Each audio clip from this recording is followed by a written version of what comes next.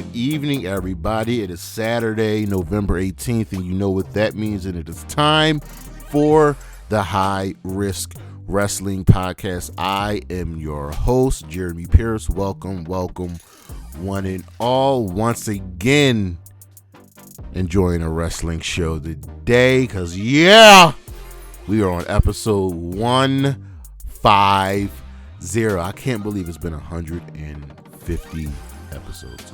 150 episodes.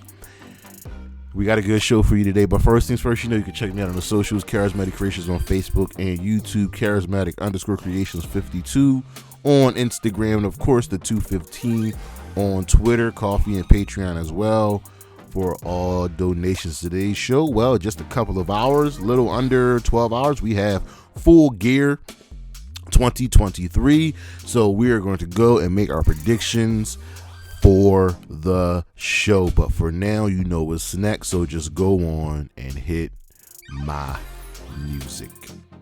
You know what it's time for, and we are looking at and ranking the 5 best matches from Full Gear 2022. So we're going to start with number 5, Chris Jericho versus Sammy Guevara versus Claudio Castagnoli versus Bryan Danielson for the Ring of Honor World Championship. We know what it's heading for. This was when Ring of Honor was brought back, and it's old hat down to say it shouldn't be a part of AEW, but it just works, and I understand it should be separate, but at this time we needed to get names and bring the recognition back.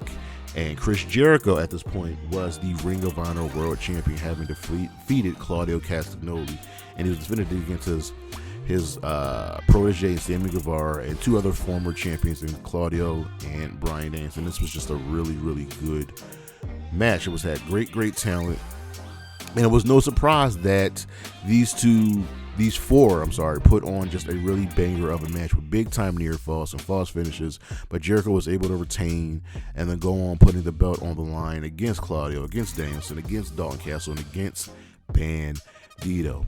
Number 4, Luchasaurus versus Jungle Boy in a steel cage match. Luchasaurus had just turned heel, aligning himself with Christian Cage and becoming his right hand of destruction, as Christian so politely puts it. But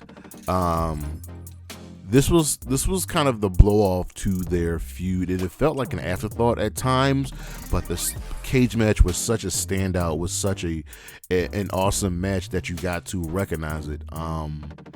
AEW rarely uses the steel cage stipulation, so when they do use it, it becomes something special. It becomes something real, and it's meaningful. And this had a high level of violence. And Luchasaurus had many opportunities to win, but he could not capitalize and close. Jungle Boy won after hitting an elbow drop off the cage through a table and locking in the snare trap on Luchasaurus. Number 2, MJF versus Jon Moxley for the AEW World Championship.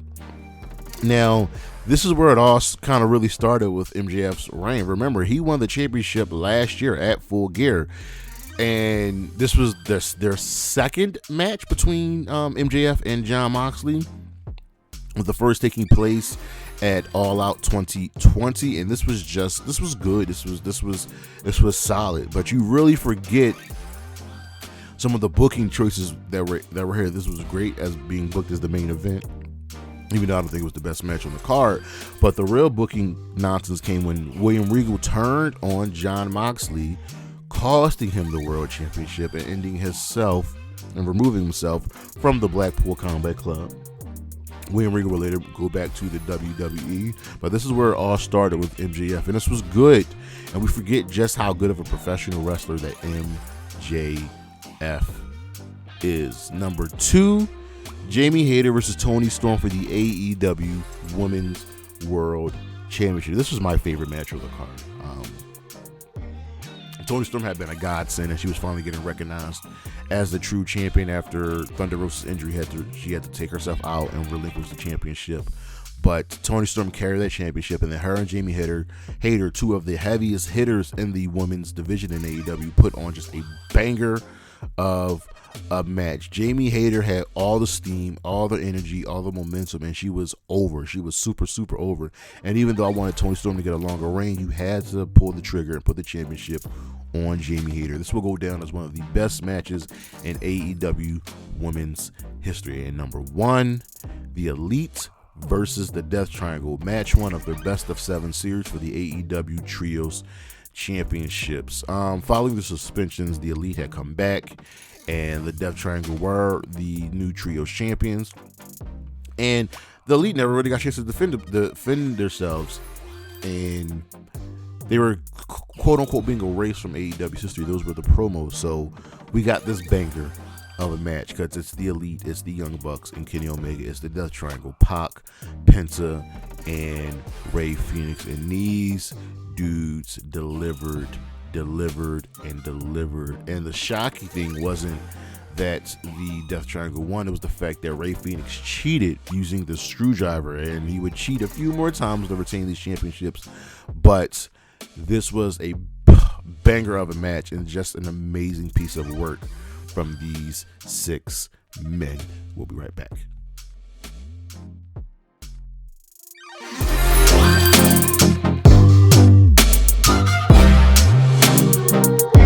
Our superstars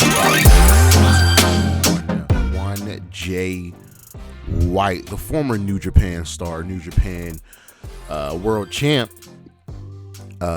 is in the main event tonight, facing MJF for the AEW World Championship.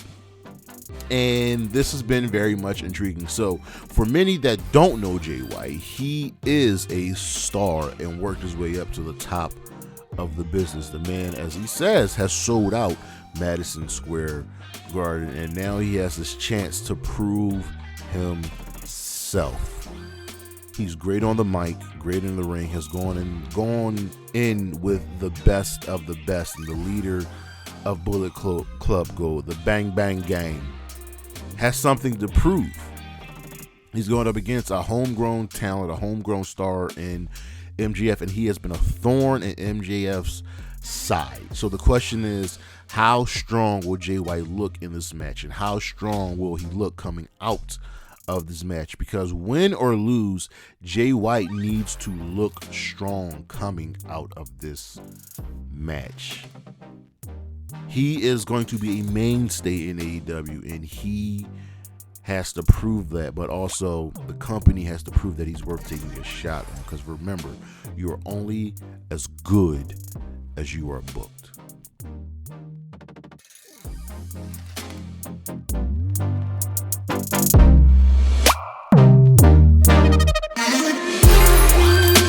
All right, Full Gear 2023. I was about to say 2022. 2023 is upon us. It is on the horizon, and it looks good. It looks good, but first things first, we got to look at last year's card. How did that pan out? So we have 3 matches on the pre-show. We had a 10-man tag match with the Best Friends, the team of Chuck Taylor, Trent Beretta, Danhausen, Orange Cassidy, and Rocky Romero, defeating The Factory, Aaron Solo, Cole Carter, Lee Johnson, Nick Camarado, and QT Marshall. This was fine. It was actually a really solid match. Then we had an AEW World Title Eliminator match as Ricky Starks defeated Brian Cage once again, and we had in the main event of the 0 Hour, Eddie Kingston taking on Jun Akiyama. And I remember this specifically for Eddie Kingston cutting a brilliant promo after the match, saying, F MJF. But it was good. It was good. Next up on the main card, we had Jack Perry defeating Luchasaurus in a steel cage match in a fantastic match. We had match 1 of the best of 7 series for the trios titles, with the Death Triangle as our defending champions taking on the Elite. Awesome match. Awesome match. We had a TBS Championship match with Jade Cargill defending against Nyla Rose. Jade retaining there. Ring of Honor Championship match, 4-way dance with Chris Jericho retaining over Bryan Danielson, Claudio Castagnoli, and Sammy Guevara. A singles match as Saraya, in her first match back in a very long time, defeated Saraya. We had a three-way match for the TNT Championship as Samoa Joe defeated Wardlow and Powerhouse Hobbs. Wardlow was the champion here, but this was all about big, meaty men slapping man meat. We had a random no DQ tag match as Darby Allin and Sting defeated Jay Lethal and Jeff Jarrett. We had a women's world championship match as Jamie Hayter defeated Toni Storm to win the championship. We had a world tag team title match as the Acclaimed retained against Swerve and Our Glory. This is memorable for Keith Lee not turning heel, not joining Swerve on the dark side. And the main event, we had the AEW World Championship match as Jon Moxley defended and lost against MJF after William Regal turned heel. So it was good. And for tonight, Tony Khan is saying he signed somebody major and someone that's respected in the industry. Who could it be? That's the real question. So I've narrowed it down to 4 people: Mercedes Moné, Will Ospreay, Dolph Ziggler, and Julia.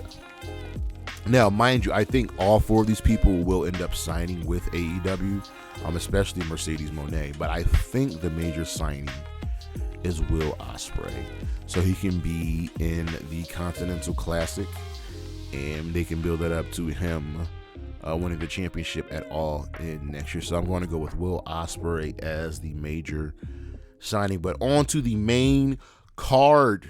Well, the match card. So we have 3 matches on 0 Hour. First up, made last night on, I believe, Collision. Claudio Castagnoli versus Buddy Matthews. Listen, the House of Black has been wrecking everybody's shit, and Claudio is not about that life.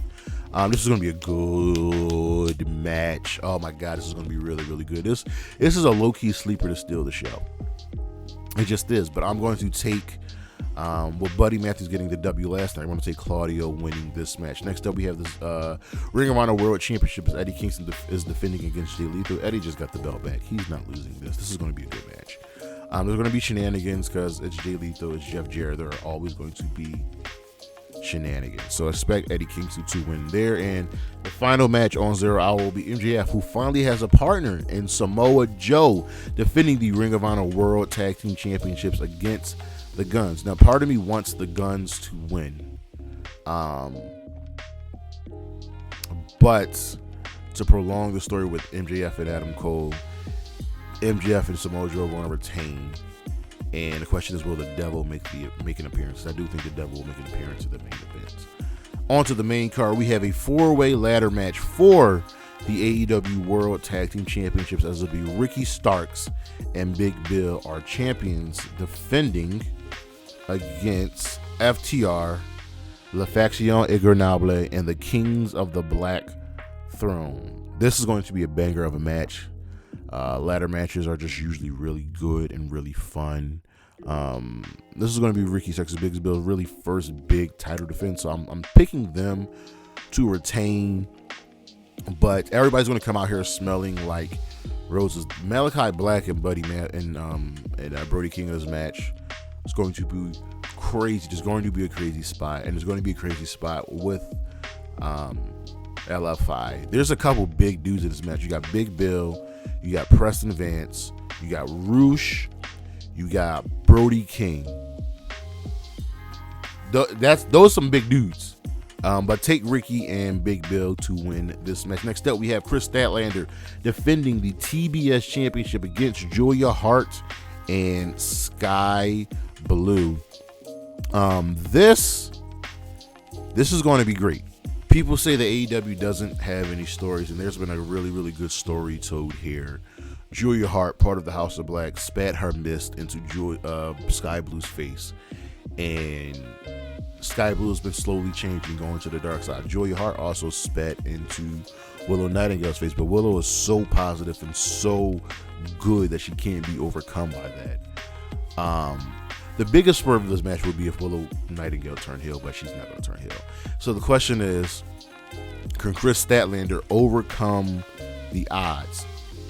Can Kris Statlander retain the championship? And she's been a fighting champion. I do think Kris is going to retain, and ultimately I do think Julia Hart's going to join Skye Blue, and the House of Black will have one brand new member. And Julia Hart and Skye Blue can be a tag team, which I kind of hope. I don't know how much I'm going to keep asking for TNA and AEW to do like a talent deal with the women so they can use the tag team championships. But this is going to be good. I think Kris Statlander is going to do a lot of the heavy lifting here, but that doesn't discourage Julia Hart and Skye Blue. They're good and they're going to put in that work. But I think Kris is going to win here and hold the championship for just that much longer. Next up, we have the Young Bucks versus the Golden Jets, Chris Jericho and Kenny Omega. This is another match that has some good story. So the Young Bucks want to know why one of their closest and best friends, Kenny Omega, is teaming up with Chris Jericho. Never forget, Chris Jericho beat the holy hell out of the Young Bucks' dad. And they want to know Kenny, you don't have our back, but you got this dude's back. And Jericho is like, listen, I own up to the stuff I did. I don't apologize for it. But we, meaning he and Kenny, have some issues with someone else. And this is a partnership out of convenience, which the Young Bucks don't like. And there are two things on the line. If the Young Bucks win, Kenny and Omega have to break up. But if Kenny and Jericho have to break up. But if Kenny and Jericho win, they get the Young Bucks tag team title shot.